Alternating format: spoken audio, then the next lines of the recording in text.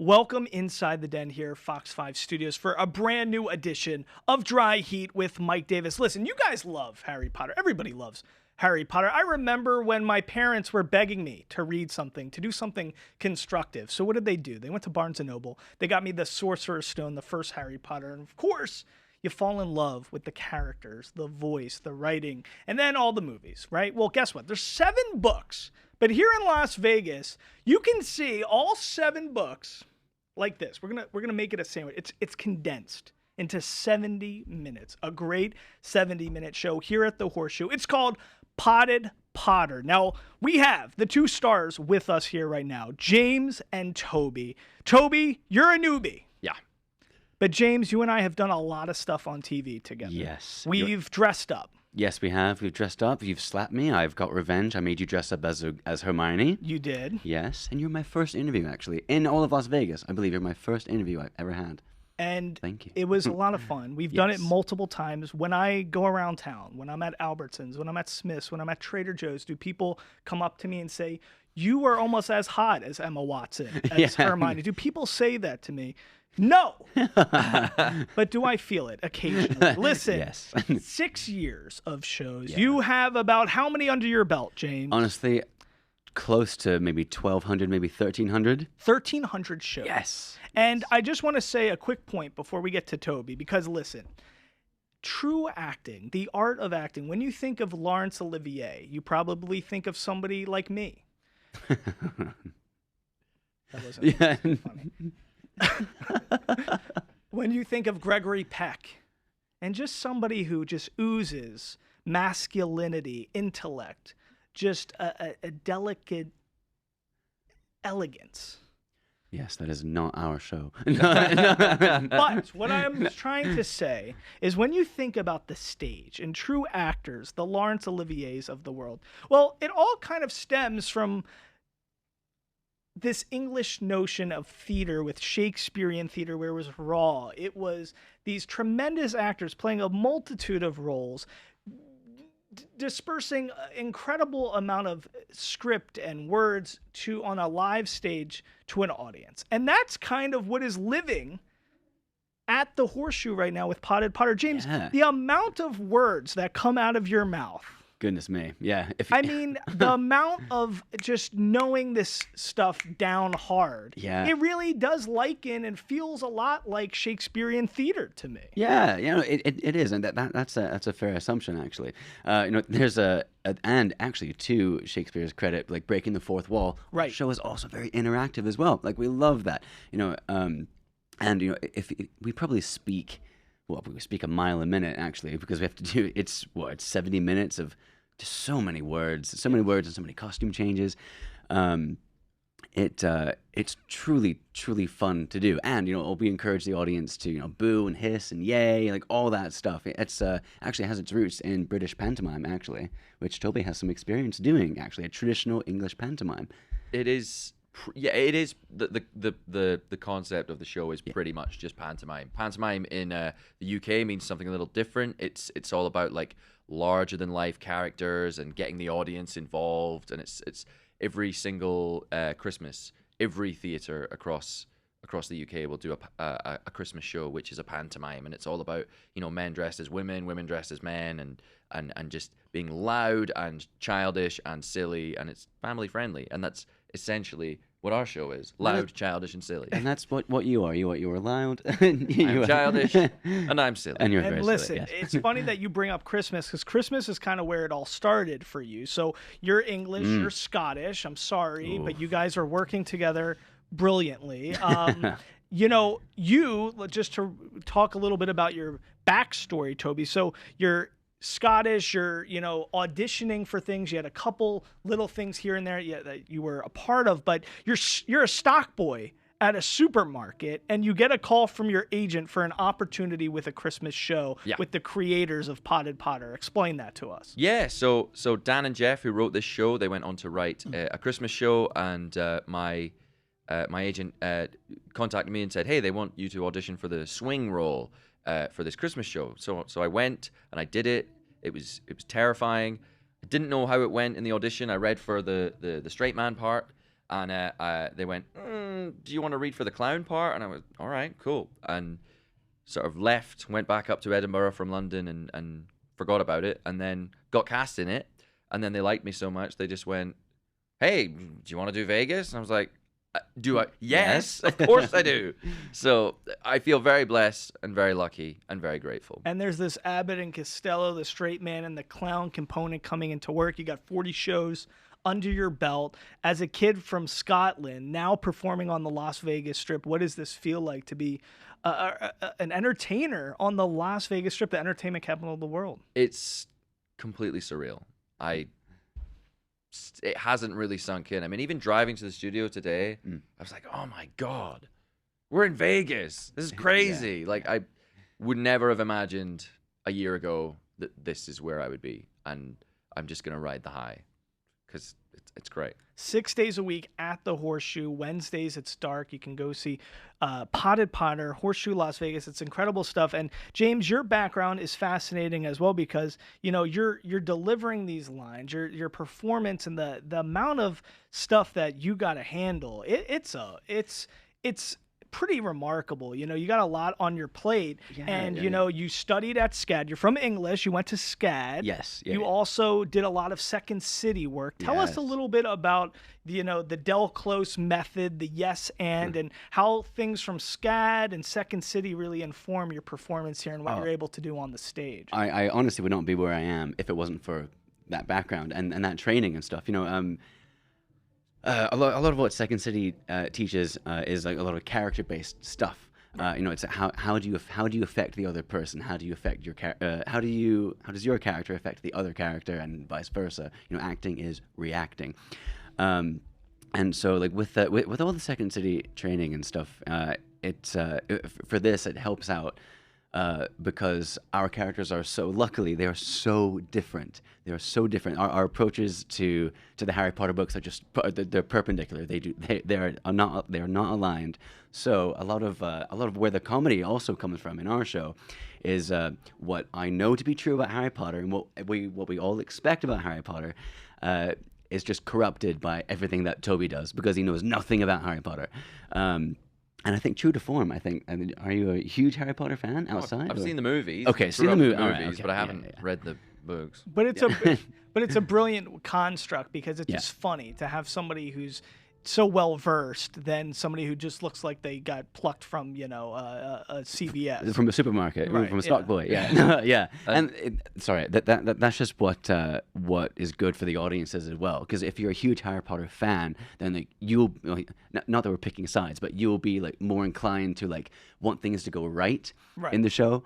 But then when things go wrong, you're like, oh, okay, all right, I'll laugh at this now because this is just so silly and it's just not what it should be. But that's why it's so funny and charming. And having 1,300 shows under your belt, I know selfishly, me not being in the same exact profession, but having to understand chemistry and working alongside people, I've had times in my history where my counterpart just had an inherent hatred for me for no reason, and we couldn't build a chemistry. Nothing comes to mind. I wish, but this Laurence Olivier, Jewish Laurence Olivier, steps in the Tyler, Texas, and you would think, but no, seriously though, there is something about chemistry and working together and being teammates. How did this come together and to because you had about 2 weeks, I think, of rehearsal time. So I was going to say very quickly it came together. Yeah. So how did you guys, just develop that chemistry to be able to do this night in, night out on stage? He had 2 weeks of rehearsal without me. Actually, in London. I didn't rehearse with him in London. I met you, and then 2 days later we were performing. Wow. And I think it's just a stroke of luck that we get on so well. And when we're having fun, I trust him completely on stage, which is very important. Right. And if either of us drop lines, which sometimes in the chaos and the improv and the confusion, you miss things. The other person will pick up the slack. And from day one, I have felt 1,000% confident with you on stage, and it's great. Who is your inspiration-wise, being from England? Is it Hugh Laurie, Stephen Fry? What is the kind of stuff that?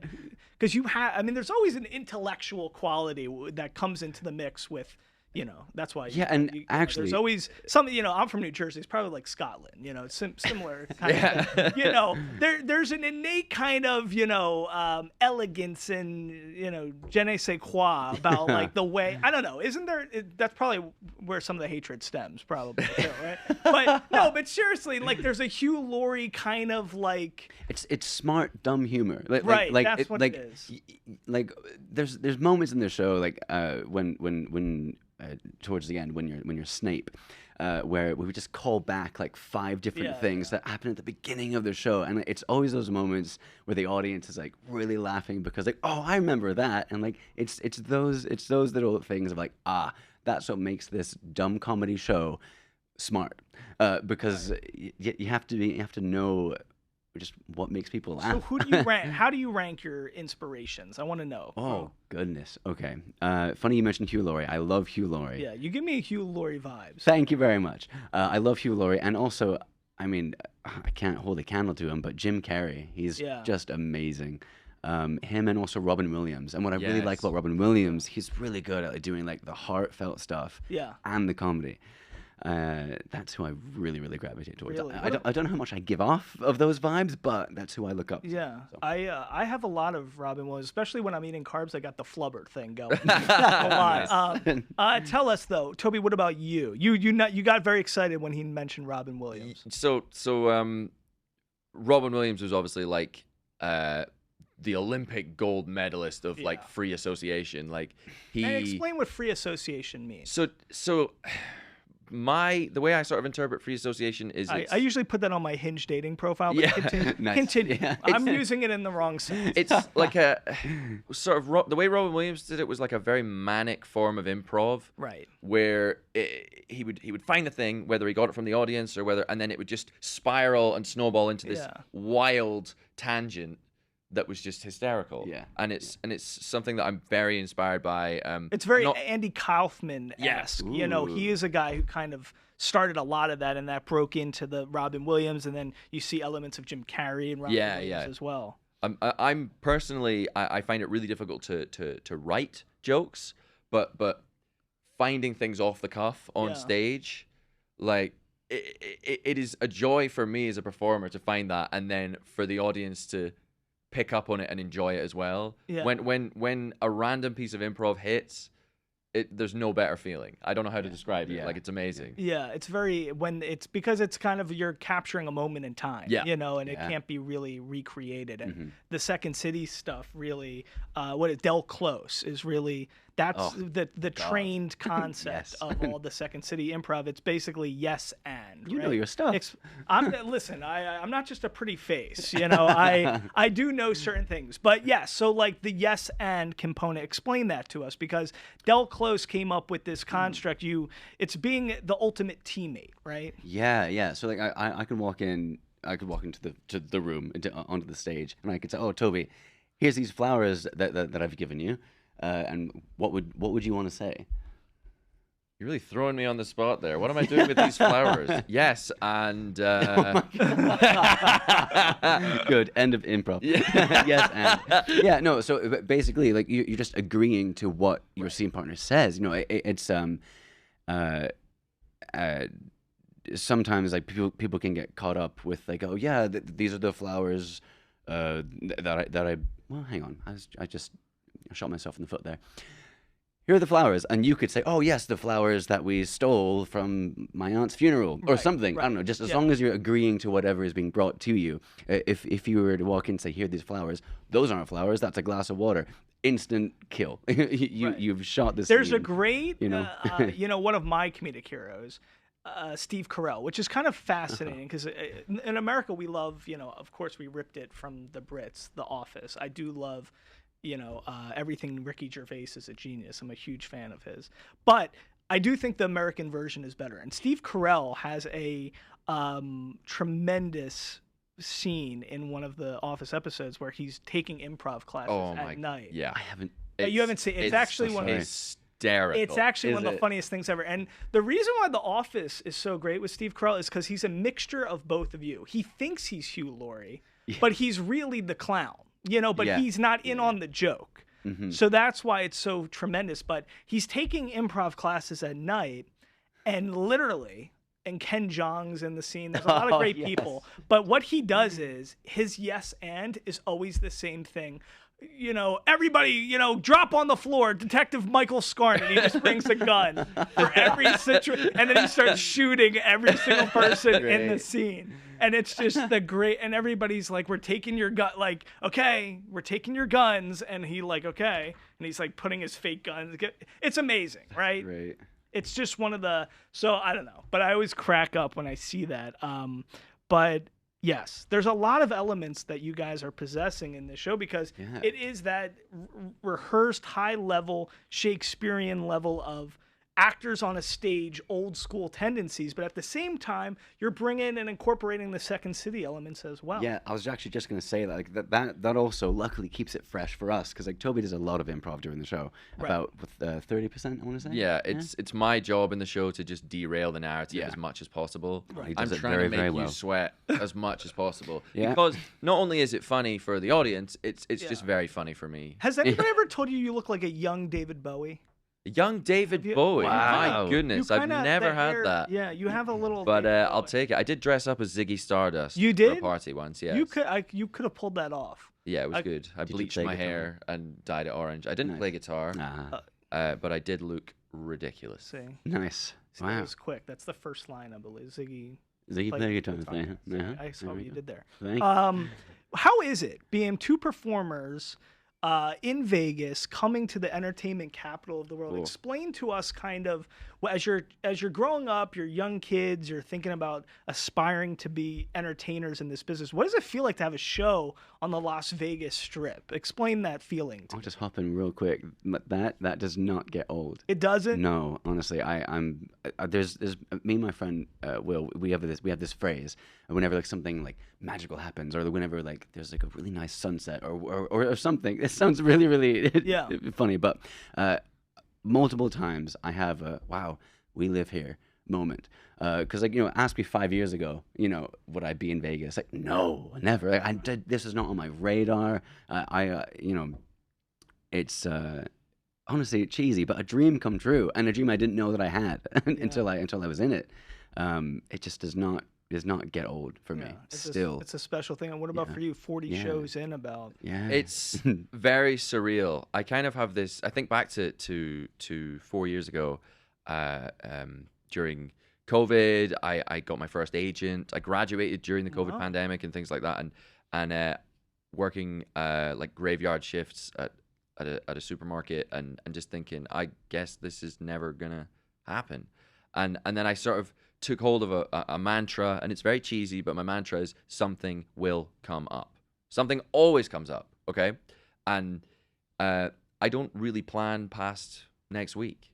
Something will come up. Really? And if you had a colonoscopy next week, you wouldn't. well, I wouldn't be thinking about it. Gotcha.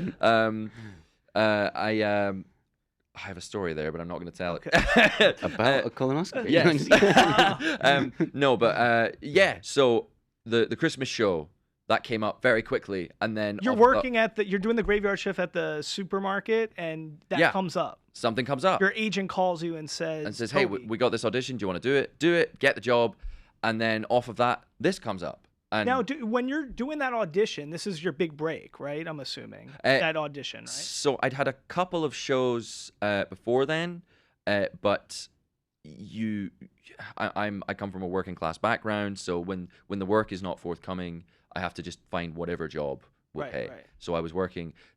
So last Christmas I did that Christmas show. The Christmas before I was working night shift, stocking shelves in a supermarket. How do you feel that pressure? Because I've had auditions in my life where some of them I've killed, some of them I've just, you know, I dropped the ball, frankly. And, you know, it's weird because there's that innate pressure that you feel. It's like, to be a performer, you have to be so free, you know, and that's what I love. I think to have that familiarness that you're saying with the material, that helps you really be free and be in the zone. And that's why I even like doing what I do, because it doesn't matter if you have a colonoscopy in an hour. You know, you kind of have to be present in the moment. So I think that's the stuff I'm drawn to. But how are you able, with so much on the line, riding in that moment for that audition, how do you end up in crunch time succeeding in that moment. It really is sink or swim. Right. So I remember distinctly, and this had never happened to me in an audition.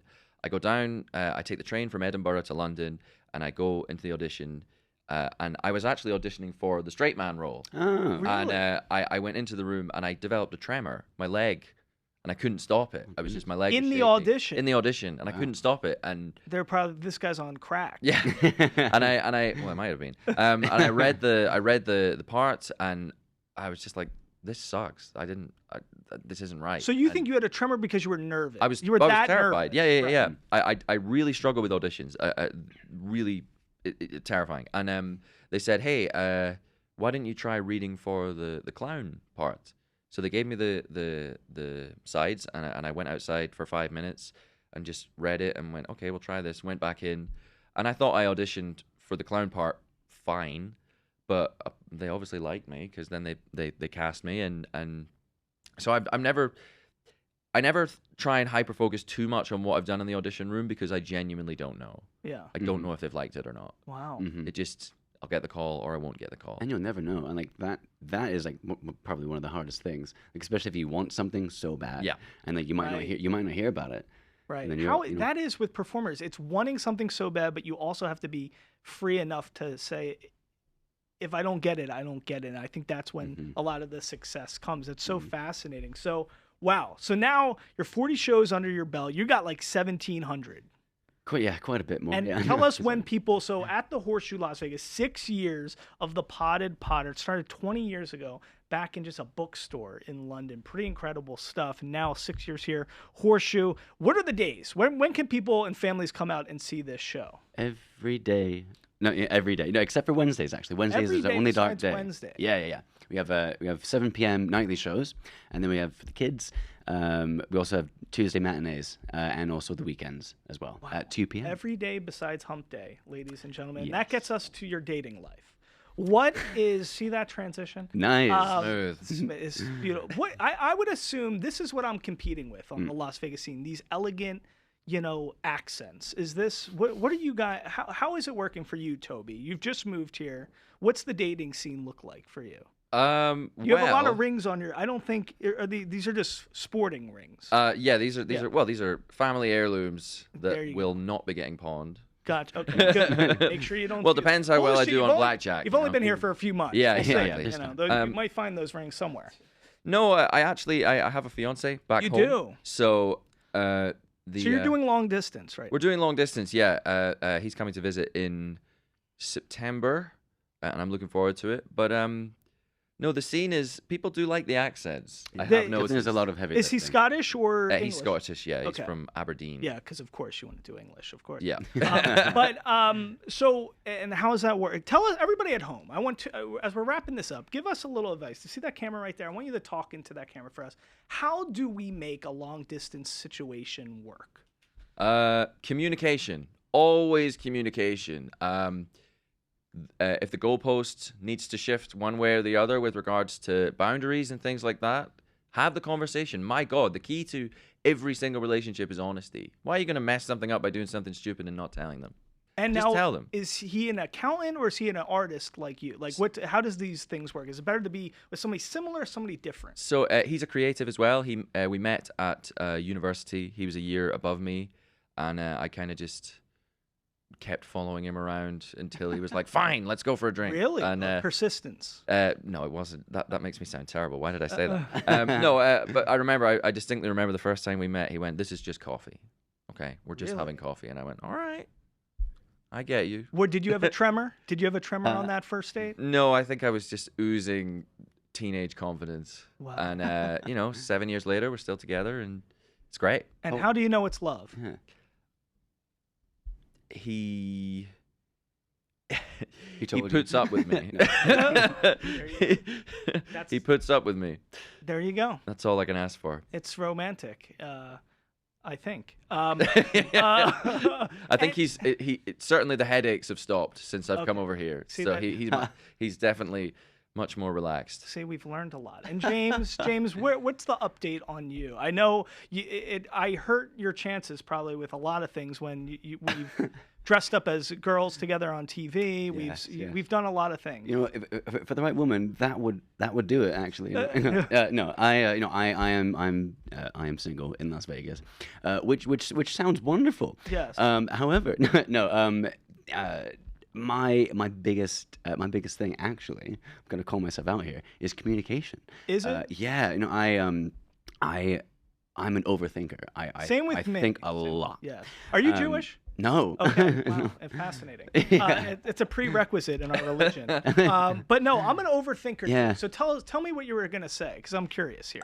Well, I have this nasty habit of like thinking like 8 steps ahead. Yes. When we're only on step 1, and then that causes me, I guess, to just sometimes like overanalyze every emotion, and I just kind of so what I've learned for a while of just like sitting with myself and like trying to meet people, but not like desperately trying to meet people, is that I'm realizing that when you meet the right person, you know, the communication aspect will be less daunting, and it's not up to the other person to help you communicate, but your over communication might land better with the right person, or it dies down a little bit. Yeah, and I've what was the phrase? I heard once, you can't say the wrong thing to the right person.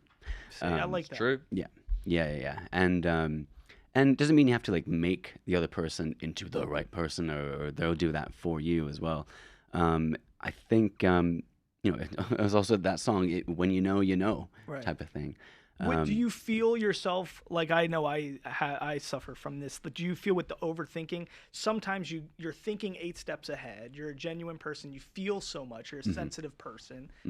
When you're feeling these feelings, they're so exaggerated and intensified because of you're thinking so down the road. So you're taking into consideration thoughts that are so far ahead in the future, and then you're trying to apply that to what you're feeling in the moment, and it becomes a destructible situation. How we never talked about this. This is exactly... That's how I feel. Wow, this is has just it. turned into a therapy session. Yeah, honestly, wow. This is why men have podcasts. Honestly. Should him and I make out right now? Yeah, I think so.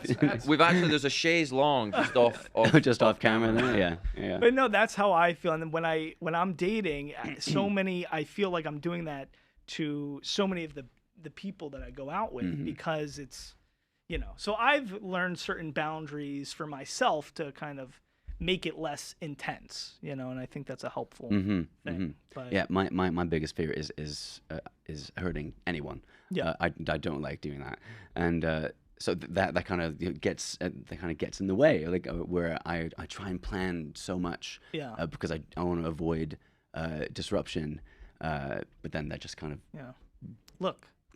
Self-fulfilled prophecy, I guess. Look what we're doing here. This is what Dry Heat's about. Yes, we talk about the frivolous. We talk about the deep. This is Dry Heat. This is what it's about, Toby. This is why you came from Scotland. Yeah. For this exact moment. Listen, Potted Potter, 6 years here, Horseshoe, Las Vegas. You're going to want to go see the new dynamic between these two great young gentlemen that you just have so much talent pouring out of. I don't know for you, Toby. We'll see. I can't he's speak fine. to it he's yet, great. but I'm sure it's fine. great. no, he's great. I'm sure it's great. But that's why I'm going to go see the show and make sure I feel and see those things and witness it for myself. Any last things you guys want to mention? Every day besides Wednesday. Yeah. Live interactive game of Quidditch, which is fun for the audience. Ooh. Has a dragon? Has Daniel Radcliffe ever, did he come to the show? You want to hear a fun story? Yes.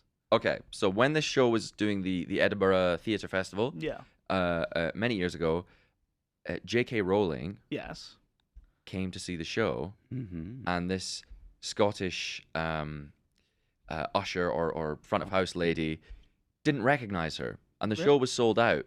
So she was like, "Oh, sorry, darling, we can't get you in." So J.K. Rowling has never seen the show because she got turned away. How do we know this is true? Because I've said it. I have. Listen, I wouldn't even know who. If I saw her, I wouldn't know who she is. If I was in a Barnes and Noble, I wouldn't know. I don't know what she looks like. But to be fair, she lives in Edinburgh, Okay. and she wrote the books in Edinburgh. Yeah, people should know who she is. Right. So the fact that this lovely Scottish lady just didn't register, so she's never seen the show. No. And what do you say? We put a seat out for her. Yeah, we save her a little seat every day, just in case she decides to show up one day. Listen, if what's Hermione's name in real life? What's her name? Emma Watson. Emma Watson. If she shows up, save a seat for me. Yeah. Okay, because I want to be there to see her for that. Listen, you guys are tremendous. Any feelings, real quickly? Harry Potter news, new HBO Max. Oh, I'm so excited. Are you guys I'm like so junkies with the Harry excited. Potter stuff? You're gonna watch that? I really, really am. Yeah. I'm so excited for it. I'm a little annoyed that they didn't ask us to do it, to be honest. Right. But You'd be a very good Dobby. Maybe HBO Max can have like a little additional kind of featurette with the show. You know, you get the dramatic, and then we have a Potted Potter on HBO Max. Oh, they could get us on with Chris Hardwick, and we could do like Talking Potter, like you know how he does all those Talking Dead shows that would be. and things. Let's get David Zaslav on the phone right now, CEO of HBO Max Warner Media. Let's get him. Let's make that happen. Yeah. What about some of the castings? Did you like all the castings for the? Saw who? Who's the guy playing the John Dumbledore? Lithgow. John Lithgow. John Lithgow, Oh, yeah. I love him so much. That Best was Winston Churchill ever. in my opinion. Yes. Yeah, and he kind of said it's his last because he's getting older in age. So he's like Dumbledore. That's going to be kind of like his swan song. Well, this is the thing. It's a big commitment. They can't take 2 years to film each season because he's 80. Right. Do you know what I mean? Like, Right. I hope he's drinking his, green juice and all that stuff to keep him healthy. Listen, Conclave, he's doing a lot of great stuff. He's a tremendous actor, so it's going to be exciting to witness and watch. But if you want to pregame the new HBO Max, Harry Potter series, well, what's the best way to do that in Las Vegas? And you hate Wednesdays? It's Potted Potter. You go to Horseshoe, you check it out every day besides Wednesday, Tuesday matinee. James, Toby, you guys are, this is bigger than Harry Potter. You guys are forging a conflict so many years in the making between your two countries. You guys are coming together, and this is it's a beautiful demonstration of love and how working together, right? Yeah. Anything's possible. Yeah. Do comedy. It doesn't matter that he's English. He can't help it. I can't help He it. can't write. He can't help it. Right. Yeah. I forgive you. Thank you. Thank you very much. Thank you. It's a beautiful thing. He's going to work on that. He's going to work on his overthinking as well. All right, guys. And All right. We're going to do a lot of great stuff. And we're give a shout out to your partner. Hi, Jonathan. What do you want to say? Do you want to say I love you? Do you want to propose? This would be great for the show. If We're already engaged. If you propose right now, you're okay. We're already engaged, but let's do a Vegas wedding. Why not? I know you were against it, but Get married by pretty Elvis. funny. Get married by Elvis. That's all I want to say. Listen, this is Dry Heat. I'm Mike Davis, James Toby, Potted Potter. Make sure you go check it out, Horseshoe Las Vegas. Next time in the Den, join us. We always got great shows, features here in the Den for Fox 5 Las Vegas. Go to our YouTube page for more full, complete conversations. Until next time, Mike Davis from the Den, Dry Heat. Thanks so much.